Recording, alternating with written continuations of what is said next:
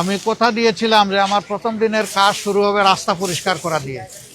আমি সেই কথাটা রাখার জন্য এসেছি। আল্লাহ আমাকে তৌফিক দান করুন।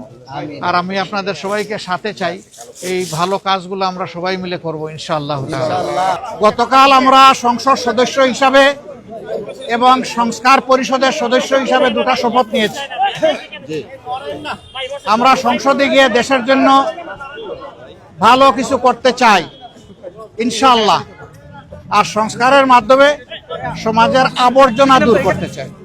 এই আবর্জনা রাস্তার ময়লা, ড্রেইনের ময়লা, ছড়ার ময়লা থেকে শুরু করে মানুষের মনের আবর্জনা আমরা দূর করতে চাই।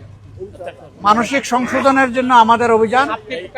আজকে এই পরিচ্ছন্নতা অভিযানে আমার অংশগ্রহণ করার মানে হচ্ছে আমার প্রিয় এলাকাবাসীকে, দেশবাসীকে বার্তা দেওয়া যে আমরা একটা পরিচ্ছন্ন সমাজ গড়ব, যে সমাজে আমাদের পরিবেশও সুন্দর থাকবে, আমাদের মনটাও সুন্দর থাকবে। পরিবেশ যখন সুন্দর থাকে তখন তার ইতিবাচক প্রভাব মানুষের মনোজগতের উপরে পড়ে। এ মানুষগুলো ভালো হয়, সমাজের জন্য দরদি হয়, দায়িত্ববোধ সম্পন্ন হয়। আমরা সেই বার্তাটাই মূলত দিতে চাচ্ছি। আমাদের ছোট্ট একটা দেশ, আমরা সবাই যদি আন্তরিক হই তাহলে নিজ নিজ আঙ্গিনা আমরা পরিষ্কার রাখলেই দেশ পরিষ্কার হয়ে যাবে। আজকে এই বার্তা দেওয়ার মাধ্যমে আমি আমার এই এলাকার সহকর্মীবৃন্দকে বলবো যে প্রতিদিন ফজরের পরে, আজকে এটা লোক দেখানো নয়, এটা দিয়ে শুরু। প্রতিদিন ফজরের পরে আমাদের প্রত্যেক ইউনিট মিনিমাম আধা ঘন্টা সময় এই পরিচ্ছন্নতার কাজ করবে। 1 ঘন্টা পারলে আরও ভালো।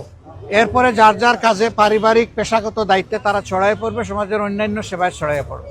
কিন্তু এখন থেকে আমাদের এই এলাকাটা আমরা চাচ্ছি একটা মডেল এলাকা হিসাবে গড়ে উঠুক।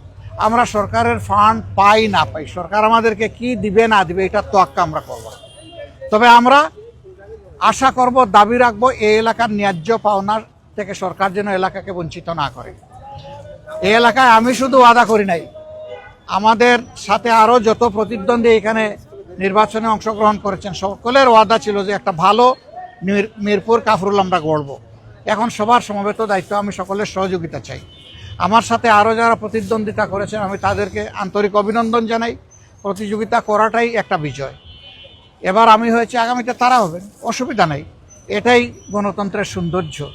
আমাদের কাজের মাধ্যমে জনগণকে প্রশান্তি দেওয়া, জনগণের জীবনে নিরাপত্তা ফিরিয়ে আনা, শঙ্কা দূর করা, একটা ভ্রাতৃত্বমূলক সমাজ ব্যবস্থা গড়ে তোলা, দল মত এবং ধর্মের ঊর্ধ্বে উঠে আমরা এই কাজটা করতে চাই।